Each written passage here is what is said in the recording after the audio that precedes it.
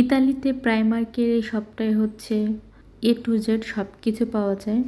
আর এই যে এগুলোর প্রাইস ছিল হচ্ছে 5 ইউরো 50 সেন্ট, আবার কোনোটার প্রাইস হচ্ছে 5 ইউরো। আগে কিন্তু এত প্রাইস ছিল না, এখন হচ্ছে ওদের সব কিছুর প্রাইস অনেক বেশি।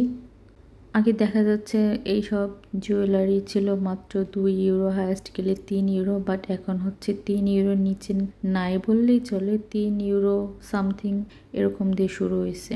এই যে এই ব্যান্ডগুলো, বো ক্লিপসগুলো দেখতে ভালোই লাগছিল, বাট প্রাইসটা ক্লিপ অনুযায়ী আসলে অনেক বেশি দাম ছিল। আর এই ব্যান্ডগুলো কোনোটা কোনোটা হচ্ছে 3 ইউরো 5 ইউরো 4 ইউরো এরকম। আর এই যে এই সানগ্লাস হচ্ছে 5 ইউরো 4 ইউরো, আবার কিছু আছে হচ্ছে দেখলাম 6 ইউরো আছে।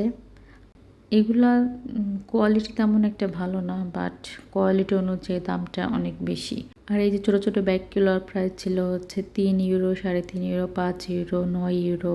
আর এখন যে ব্যাগগুলো দেখছেন এই ব্যাগের প্রাইস ছিল আগে হচ্ছে 19 ইউরো, অফারে হয়েছে 10 ইউরো।